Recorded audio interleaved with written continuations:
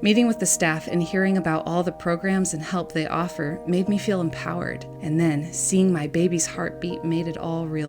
This place is incredible. Just being here is a blessing. Climbing the rocks today was awesome. All the little gifts and the extra things that show that you really put in effort and went the extra mile on our behalf, which is very touching.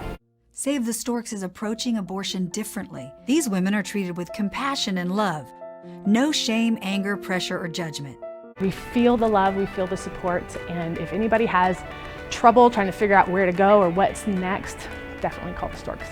We have had so much fun. Since I first went to a conference and learned about Save the Storks, that vision is something people can really grab onto. It's hip, it's cool, it's fun, it's trendy. The ideas that you get from Storks are instantly implementable. This is the You can help us support more pregnancy resource centers and provide more ultrasounds. Our services are being inundated. There's not enough resources to handle the influx of people to the community who may be coming for all the right reasons and thinking they're going to provide a better life for their families, only to find out that the industry is already maxed out.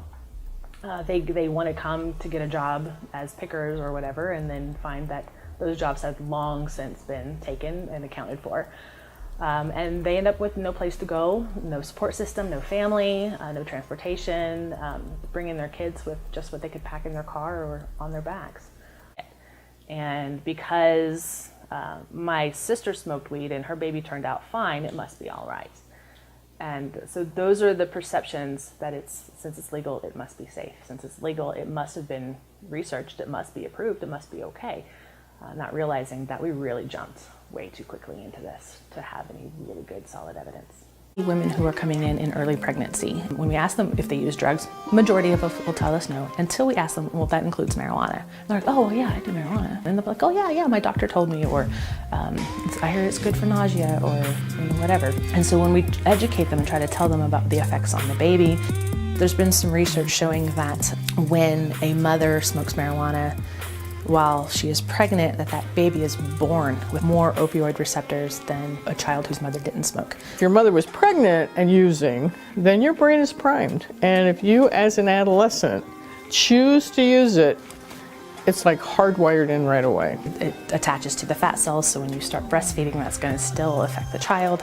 And we encourage them to talk to their doctor about a treatment plan so that if they get to the hospital and it shows that they've had drug use or issues like that at delivery, that they will have less of a chance of having their child taken away. And which is still a reality in Pueblo, in Colorado. Even though marijuana is legal, they can still have their children taken away as a result of that drug use. No, it's terrifying, but it's something we never had to deal with before. So it's new, which is hopefully will give some clue to some other states that are considering it, that this is something you might have to look out for, and it's something you're going to be welcoming into your state if you're not careful.